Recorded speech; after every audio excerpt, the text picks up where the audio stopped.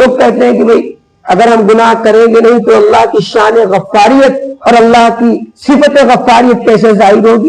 جو ہم گناہ کریں گے تبھی تو اللہ معاف کریں گے۔ میرے بھائیوں ایک بات بتائیے، کوئی آدمی اس لیے زہر کھاتا ہے کہ ہمارے اندر جو ہیومنٹی سسٹم ہے وہ زہر کو روک لے گا، کنٹرول کر لے گا، یا مان لیجیے ایک وبا آتی ہے تو وبا جب آتی ہے تو کچھ لوگ وبا کا شکار ہوتے ہیں، ہر آدمی وبا کا شکار نہیں ہوتا ہے، لیکن وبا سب کے لیے تھی نا، ہر ایک کے لیے تھی۔ ایسے ہی وبا کا مطلب یوں سمجھ لیجیے جیسے بورے گیہوں بھرے ہوئے ہیں، اگر پھل بھر دیے جائیں 4-5 بورے اور پھر طرح اوپر ایک دوسرے کو رکھ دیا جائے تو چونکہ پورے پھل بھرے ہوئے ہیں تو کوئی بورا دبے گا نہیں، لیکن اگر آپ کسی بورے میں کم بھرے اور اس کو نیچے رکھے اس کے بعد اوپر رکھیں گے تو بوری دب جائے گی۔ اسی طرح انسان کے اندر ایک ہیومنٹی سسٹم ہوتا ہے، قوت دفاع ہوتی ہے۔ جب کوئی مرض آتا ہے تو بعض لوگ ایسے ہوتے ہیں کہ وہ اس مرض سے متاثر نہیں ہوتے، بعض لوگ ایسے ہوتے ہیں کہ متاثر ہو جاتے ہیں۔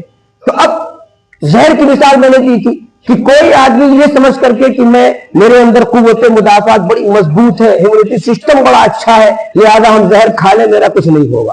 کوئی کھاتا ہے؟ نہیں کھاتا۔ کیوں؟ یقین نہیں، پتہ نہیں ایسا نہ ہو کہ ہم زہر کھائیں اور ہمارا ہیومنٹی سسٹم اس کو برداشت نہ کر سکے، اس کو دفاع نہ کر سکے اور ہم مر جائیں۔ تو اسی طرح پھر اللہ کی رحمت پر بھروسہ کر کے گناہ کیوں کرتے ہو؟ کیا ضروری ہے کہ اللہ کی رحمت آپ کو بھی مل جائے؟ امید تو ہے لیکن ضروری تو نہیں ہے۔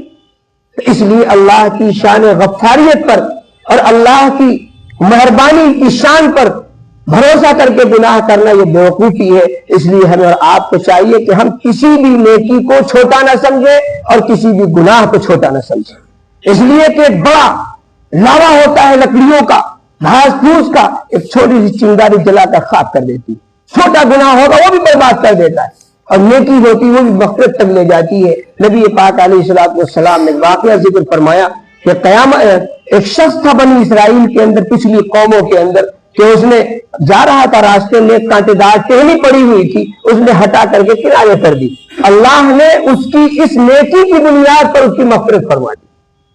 ایک نیک عورت تھی، اس نے بلی کو اپنے گھر میں باندھا، بھوکا پیاسا رکھا یہاں تک کہ وہ مر گئی، اللہ نے اس کو دوزخ میں ڈال دیا۔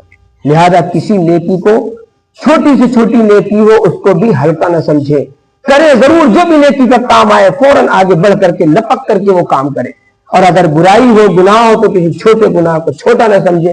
اللہ تعالی ہم سب کو ان تمام باتوں پر عمل کرنے کی توفیق عطا فرمائے۔ دو اہم باتیں ہیں جو اس موجودہ زمانے کے اعتبار سے اس وقت آپ حضرات سمجھ رہے ہیں کہ